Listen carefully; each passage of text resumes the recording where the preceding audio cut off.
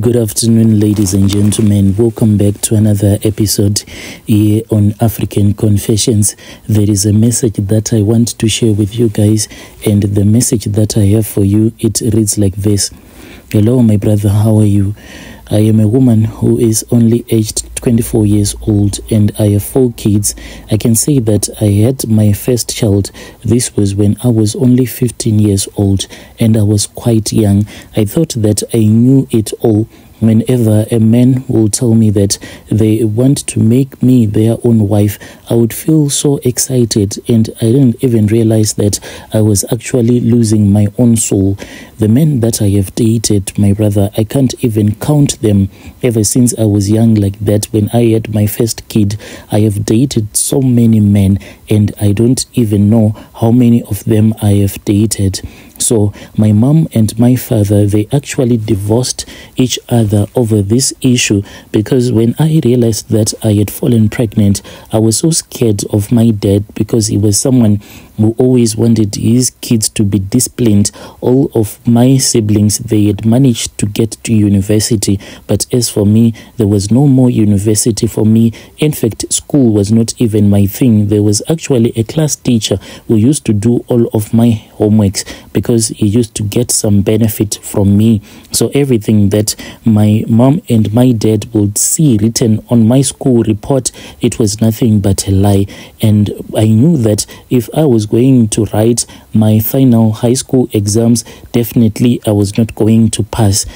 I then spoke with one of my boyfriends who came from a family that we can say they were wealthy in our community, and this man, he promised me that he was going to get married to me if I had fallen pregnant for him. So I did all that I could to make sure that I could fall pregnant for him. And when I told him that I had finally fallen pregnant for him, I then received the shock of my life. He told me that this was not a proper way for him to get married, and I was not a wife material. I was not that good enough for him. He had another woman who was in university, so he was waiting for that fiance of his to finish up her university degree so that they can properly get married. He said that if he was going to get married to me, he had sensed that I was going to bring shame into his family, because he knew that I was dating some boyfriends, even though he had pretended as if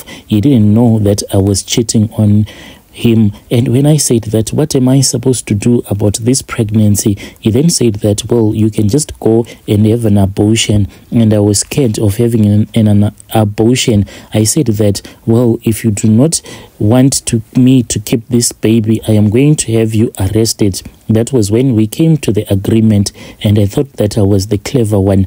I thought that I was actually controlling him, yet he was the one who was controlling me. Little by little, he then started whispering ideas into my mind, and he told me that it was a much wiser decision for me to lie to my dad and to lie to him that one of his younger brothers who were staying with us at that time was the one who had abused me, and thinking that this was the only way that I could show this man that I loved him a lot by me sacrificing one of my uncles and getting him arrested. But after I had told that lie, after my father's younger brother had been arrested, then as the police were busy investigating, then they saw that I was changing statement after statement.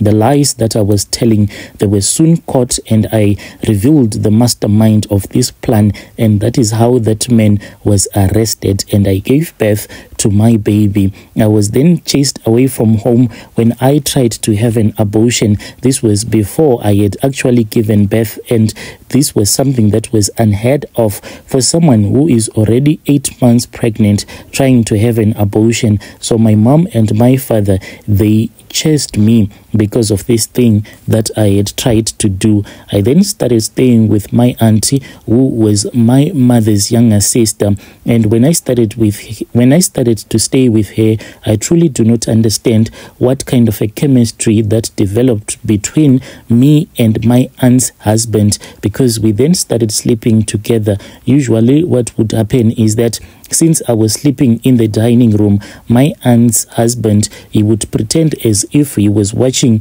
WWE. Then late at night, when he would make sure that everyone has fallen asleep, then he would enter into the blankets where I would be sleeping with my little child. Then we will start to do whatever. From day one, the chemistry was just too strong. I never even bothered to deny or to report him to my auntie about everything that he was doing. I then found out that I was pregnant. I informed him about this pregnancy, and he said that he had a plan. What he was going to do was that he was going to keep me at one of his friend's house, and I would be working there as a maid. So that is how I started working as a maid at his friend's house, without the knowledge of his friend's wife. Even my auntie didn't even know who the father of my baby was, but yet her husband was the one who had impregnated me. So I worked there for a very long time, whilst I was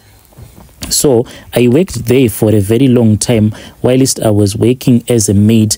And one day his friend then kept on telling me that he wanted to sleep with me, since he knew that I had been sleeping with my aunt's husband. But I totally refused. I said, no, I cannot do that. From there on, when he kicked me out, when he started creating a lot of confusion between me and his wife, I then found out that this was no longer a safe place for me. I then fell into prostitution. Already there were some girls that were staying in that same area that were heavily involved into prostitution.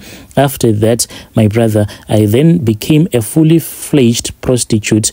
All along, even though I was on family planning, all of the times when I fell pregnant, I was always on a sort of a family planning. And I don't know what is wrong with my body, because I fell pregnant when I was drinking those family planning pills.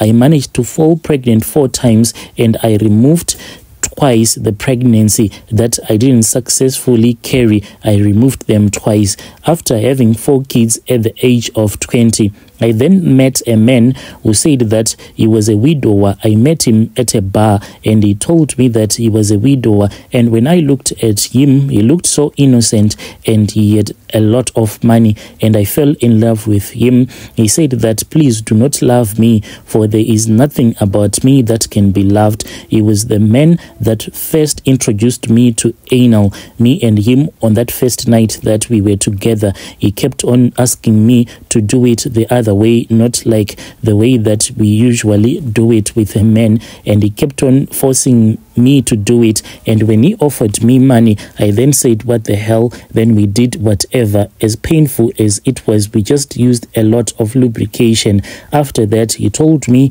his story when I kept on forcing myself into his life, because I thought that maybe this guy, he was like not...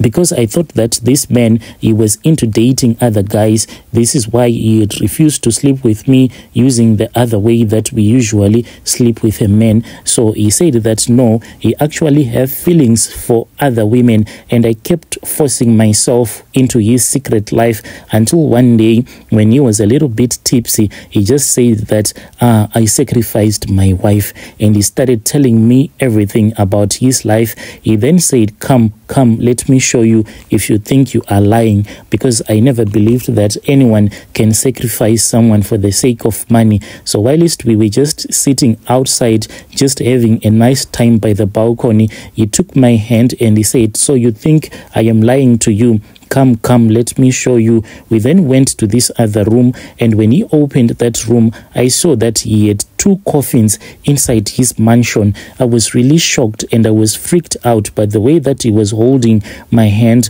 I was scared that if I was going to run away, maybe he was going to do something bad to me, since I had realized that this guy was not a normal guy, because he was keeping 2 coffins locked up in one of the rooms that he said were always locked up, and no one is allowed entrance into that room. He said that one of the coffin which we were standing close to, and he had his back against that coffin, he said that this was an original coffin where they had actually placed his late wife's body at the time of her death. And this coffin, when he opened it up, it actually had her clothes that she wore on the night when she passed away. She died at home.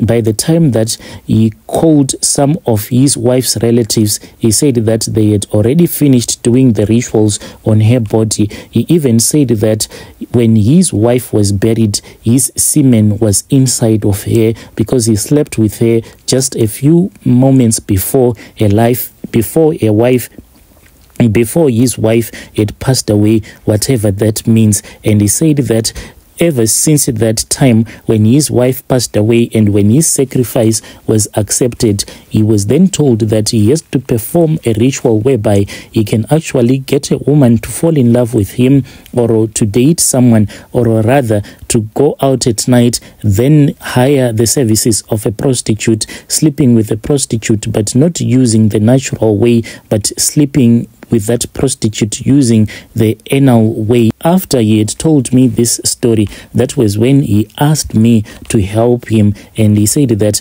I do not want to buy your services each and every time. I have seen that you are someone who understands, because he said that for a very long time he have been looking for one whom he can share with these secrets of his. And he said that since I had not tried to run away and I had remained calm with him when he was telling me his story, he asked me if it was possible if I can become his personal girlfriend. But once I have agreed, I would have to know that the only way that we would be sleeping together, that is the same way that we had slept with each other previously, and I should never ask for him, and I should never ask him to sleep with me like in the natural way. I have to always expect to sleep with him anal. I then agreed, my brother, for the sake of money, because when I started thinking about my kids and the way that they were suffering, I then said that it is far much better that I sacrifice this thing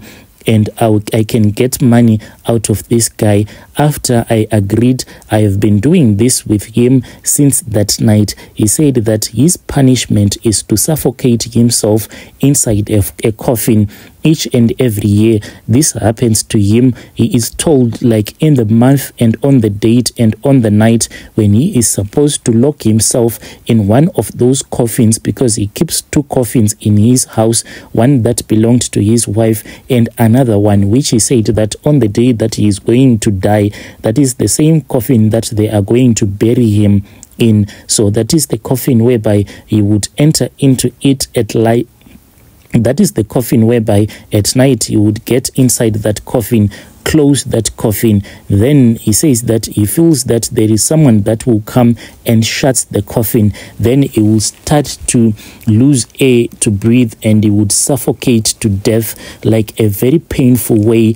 And each and every year he does this. I asked him, what happens if you refuse to get inside that coffin, or if you just disobey that command? He says that throughout the night, what will happen to him, it is quite terrifying. He says that fire will just rain down from the sky, and this fire will burn him throughout the night. The fire will burn him, his skin will heal, then the fire will rain down again on him. He then said that it is a far much better decision for him to get inside that coffin to suffer. He said that a human being can only suffer for about 5 minutes when they are struggling to breathe. After that, he says that he does not have any memory at all as to what happens after he would have successfully suffocated himself when he is locked inside that coffin. This thing, he said, it happens to him once a year. My brother, one might ask me,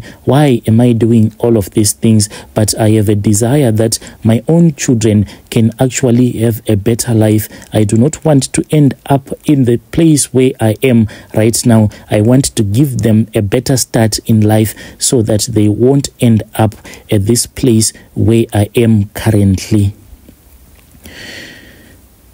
Dear listeners, right there was a message that was sent to us by one of our dear sisters. Strange things do happen in this world.